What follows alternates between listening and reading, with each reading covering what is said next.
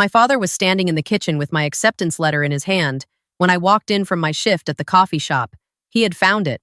I could tell by the way his jaw was set, the way his knuckles were white around the paper, the way he didn't even look at me when I took off my coat and hung it by the door. The Ottawa winter had leaked into the house through my boots, and I was still shivering when he finally spoke. "Tell me this is a mistake, Claire." I didn't answer right away. I walked past him to the sink and filled a glass with water because my throat had gone completely dry. My mother was sitting at the kitchen island, pretending to scroll through something on her phone, but I could see her eyes darting up every few seconds. My younger brother was upstairs. I could hear the faint sound of his video game through the ceiling, oblivious as always. "It's not a mistake," I said. He slammed the paper down on the counter. "You withdrew from law school. You withdrew from Osgoode Hall. Do you understand what you've done?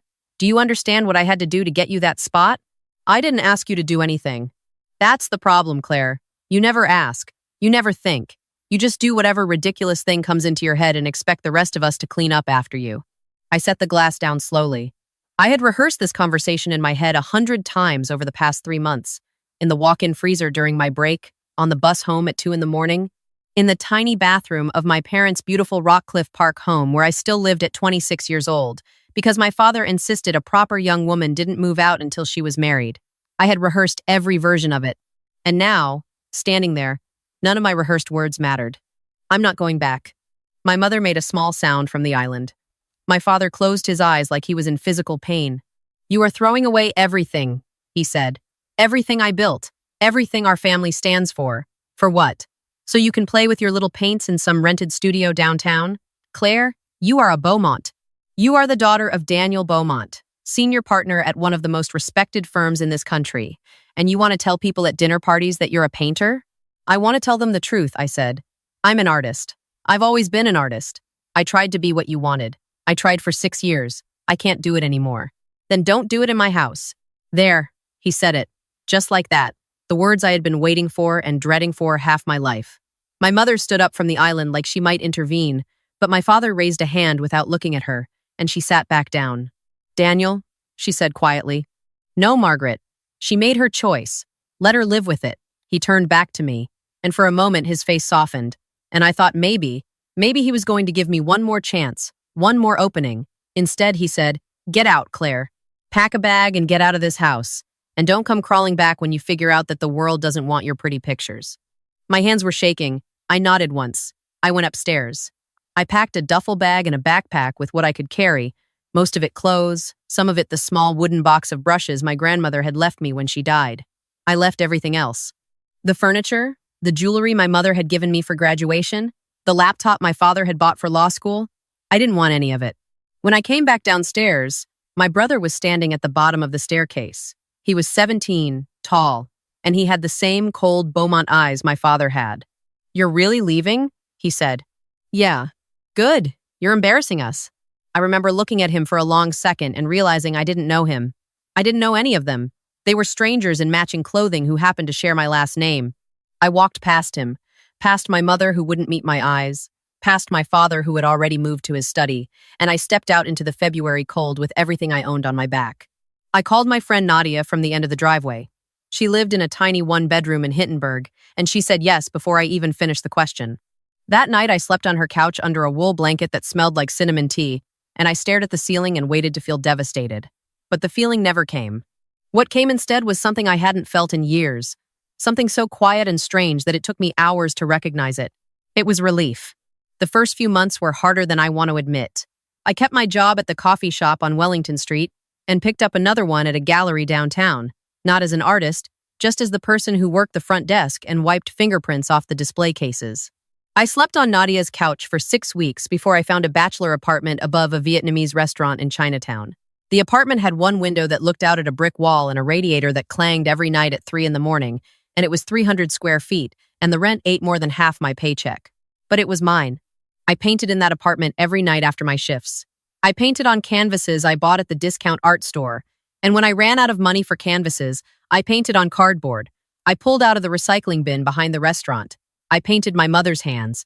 I painted the inside of my childhood bedroom from memory. I painted the crow that used to sit on the fence outside our house in Rockcliffe, the one my father always complained about because it left droppings on his Audi. I painted everything I had tried not to feel for 6 years of pre-law and 1 year of actual law school. I didn't hear from my parents. Not at Easter. Not on my birthday. Not the following Christmas, when Nadia and I drove up to her family's farm outside Perth, and I spent Boxing Day building a snowman with her nieces. Not a single call. Not a single email. It was like I had been erased. Except that wasn't quite true. My mother sent me exactly one thing, 8 months after I left. It was a card. A plain white card with her perfect handwriting inside, and it said only, "I hope you are well. Please don't contact your father." That was it. No return address. No phone number. No love, Mom. Just those 2 sentences. And the way she signed it with her full name like I was a client. I threw the card in the trash. Then I took it back out of the trash, photographed it, and painted it. That painting ended up being the centerpiece of my first real show. The show happened by accident. A woman named Jocelyn had come into the gallery where I worked, not to buy anything, just to kill time before a meeting. She was older, maybe 60, with silver hair cropped short and a long charcoal coat and rings on every finger. She asked me a question about the painting she was looking at, and I gave her an answer that was maybe a little too honest, and she laughed. We started talking. She asked where I was from, what I did, and I told her I painted a little. She asked to see something. I pulled up a photo of one of my canvases on my phone. She looked at it for a long time. "Do you have more?" I had dozens. I showed her a few. She stopped me on the 7th one and asked if I could come to her office the next day. I said yes before I knew what I was agreeing to. It turned out Jocelyn owned one of the most important private galleries in Toronto, with a second space in Montreal and partnerships with collectors all over North America. She gave me my first show 6 months later. It was a small show, 15 pieces. I priced them the way Jocelyn told me to price them, which was about 4 times what I would have priced them myself. Every single piece sold on opening night. That was the beginning. From there, things happened faster than I could track. Jocelyn introduced me to a collector in Calgary who bought 3 more pieces on commission. Then a couple in Vancouver bought 4. Then a corporate buyer for one of the big banks in Toronto commissioned a series for their new headquarters. Then a museum in Halifax asked if I would consider a small retrospective of my early work. I was 29 by then. I was living in a real apartment in the Glebe, with 2 bedrooms and good light. I had a studio space in an old industrial building in Vanier where I could make pieces big enough that I had to climb a ladder to finish them. I had a gallerist in Toronto and a second one in New York. I had a website and a small team of people who helped me manage it all. And then came the Nakamura collection. A Japanese investor named Hiroshi Nakamura had been quietly buying my pieces for 3 years. I hadn't known. He bought through intermediaries, through anonymous bids, through corporate entities that made it impossible to trace. By the time he contacted me directly, he owned 47 of my paintings, which was roughly 80% of everything I had ever made and sold. He wanted to put them all together as a single private collection and lend them out to major museums for a traveling exhibition. And then, 2 years into the tour, he wanted to sell the whole collection at once. The auction happened in New York. I flew down for it, but I didn't go into the room. I sat in a hotel bar across the street and drank ginger ale and tried to pretend I didn't care. Nadia was with me. She had flown down from Ottawa to be there. When my phone rang, I almost didn't answer it. The collection had sold as a single lot for $26 million US. My cut, per the terms of my agreement with Nakamura, was just over 31 million Canadian after the exchange rate and after the taxes I already knew I was going to have to pay. My accountant had prepared for it. My lawyer had prepared for it. I had prepared for it. I had been planning for this day quietly for 18 months, ever since Nakamura first hinted that a sale was possible. I sat in that hotel bar and I didn't cry. I didn't celebrate. I just ordered another ginger ale and I thought about my father standing in our kitchen in Rockcliffe Park and telling me the world didn't want my pretty pictures. The world, it turned out, wanted them just fine. I flew back to Ottawa the next day. I met with my financial advisor that afternoon. I had been saving for this. I knew what I wanted to do. I wanted a place that was mine, truly mine, somewhere far enough from Ottawa that I wouldn't have to think about them. I wanted land. I wanted light. I wanted quiet. I bought a property on Salt Spring Island off the coast of British Columbia. It cost me just under $14 million, which was less than half of what I had. It was a working estate with 22 acres of coastal forest, a restored heritage main house, a purpose-built art studio with floor-to-ceiling northern windows, a guest cottage, a greenhouse, and a small private dock. The previous owner had been a retired shipping magnate who had passed away, and his family wanted a quick sale. I closed in 3 weeks. The rest of the money went into a trust, into investments, into a small foundation I started that gives grants to young artists from difficult family situations. I didn't spend any more of it on myself. I didn't buy a sports car or fill the new house with designer furniture. I brought my old couch from the glebe. I brought my grandmother's wooden box of brushes. I brought the crow painting, because that one was never going to leave me. I had been on the island for about 3 weeks when my phone rang with a number I didn't recognize. I almost didn't pick up, but something made me. Claire, it's your brother. Ethan. It had been 9 years since I had heard his voice, and he sounded different, but I still knew it. I sat down on the porch of the main house and I looked out at the water and I didn't say anything for a long moment. Claire, are you there? I'm here. Look, I know this is out of nowhere. I know we haven't talked in a long time, but I need to see you. We all do. Mom and Dad too. Can I come out? I'm actually in Vancouver for work, and I heard you were on the island. How did you hear that? A pause. Does it matter? It mattered. It mattered because nobody knew I was on Salt Spring except my team, my lawyer, and a small circle of friends. Somebody had been talking. Somebody had been asking questions. I knew, sitting there on that porch with my phone pressed to my ear, exactly what was coming. I had seen it in the comments section of every revenge story I had ever scrolled past. I had felt it in my chest every time I had imagined this moment. And now here it was. Why now, Ethan? What do you mean? I mean, you haven't called me in 9 years. Mom hasn't called me in 9 years. Dad hasn't called me in 9 years. And now, 3 weeks after I close on a property that nobody was supposed to know about, you're suddenly in Vancouver for work and you want to come see me. Why now? Another pause. A longer one. Can we just talk in person, please? I should have said no. A smarter woman would have said no. But a part of me, a small and very foolish part, still wanted to see them. Still wanted to know if my mother had hands I remembered. Still wanted to know if my father could look at me and see me. I agreed to let them come for lunch the following Saturday. All 3 of them. I gave them the ferry schedule and the address and nothing else. I spent the week getting ready. Not for them, for myself. I cleaned the studio, I walked the trails on my property, and I sat on the dock in the morning and drank coffee and watched the herons. I painted a small piece, nothing special, just for the act of it. I reminded myself who I was.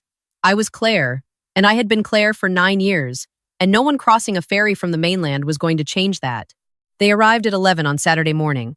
My father drove the rental car up the gravel drive, and I watched from the window of the main house as the 3 of them got out. My mother was smaller than I remembered, or maybe I was bigger. My father's hair had gone completely white.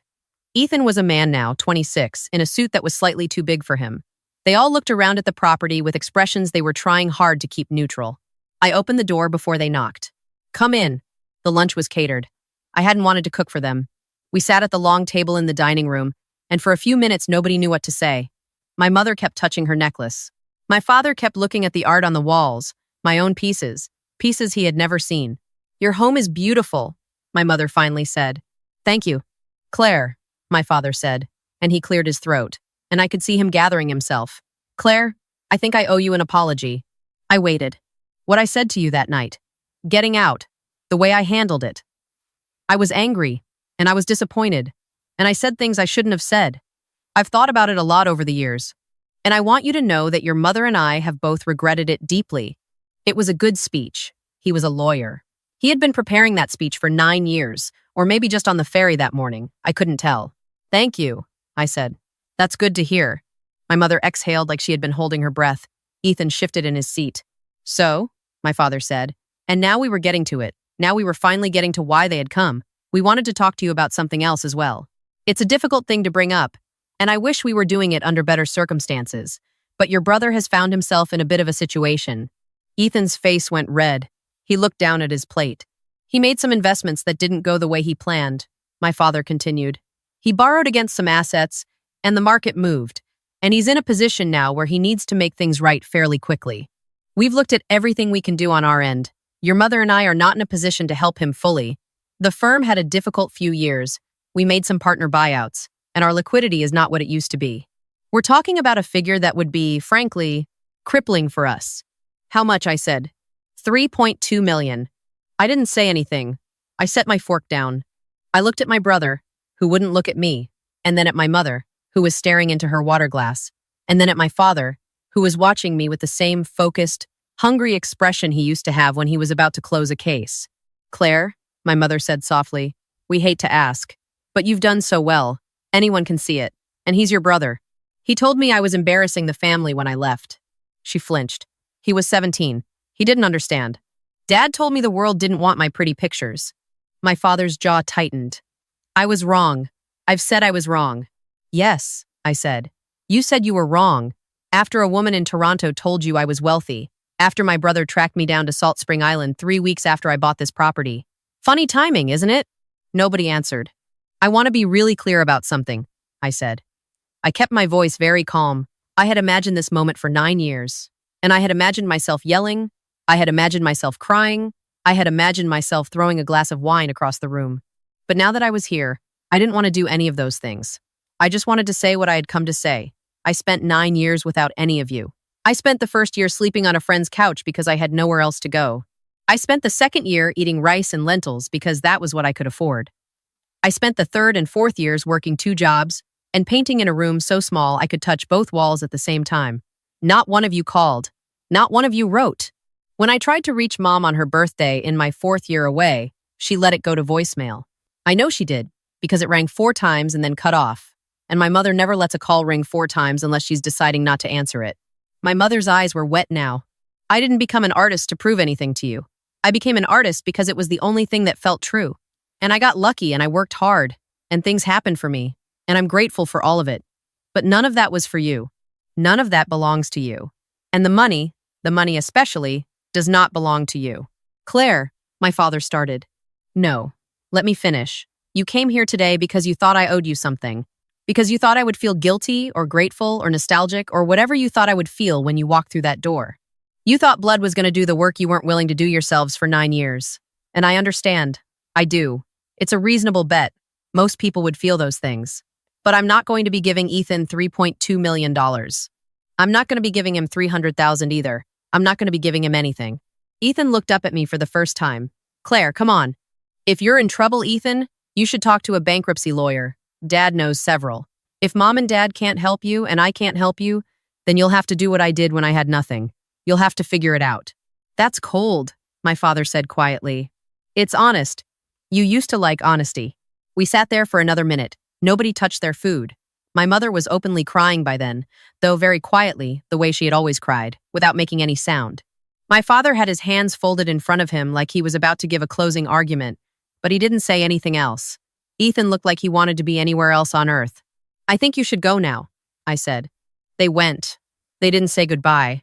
My father paused at the door, and I thought for a moment he was going to turn around and say something real, something that wasn't a strategy, but he didn't. He just walked out to the rental car, and my mother followed him, and Ethan trailed behind, and I watched from the porch as they drove down my gravel driveway and disappeared around the bend in the trees. I sat on the porch for a long time after that. The herons were out. The water was moving the way it always does in the late morning, in that slow, patient way that makes you understand why the island had calmed me down so quickly. I thought I would feel something. Triumph, maybe. Or grief. Or rage. The good, clean rage I had been carrying for 9 years. But I didn't feel any of that. I just felt quiet. I felt like a door had finally clicked shut, and I was the only one on my side of it, and that was exactly how it was supposed to be. A year later, I legally changed my last name. Not back to anything, because there was nothing to go back to. I picked a new one. I chose my grandmother's maiden name, Levesque, because my grandmother had been the one person in my whole life who had told me I could paint whatever I wanted. She had been gone for 12 years by then, but I wanted her name on my work. I wanted her name on my passport. I wanted to belong to her line and not to anyone else's. I still live on Salt Spring. I paint every day. I run a small residency program out of the guest cottage for young artists who come from the kind of families I came from, and they stay for 3 months at a time, and they make work, and they use my studio, and they eat at my long dining table, and they leave with something they didn't have when they arrived. I never spoke to my parents again. I heard through a mutual connection a few years later that Ethan had gone through bankruptcy and was working again. In some job I don't remember the details of. I heard my father had retired from the firm.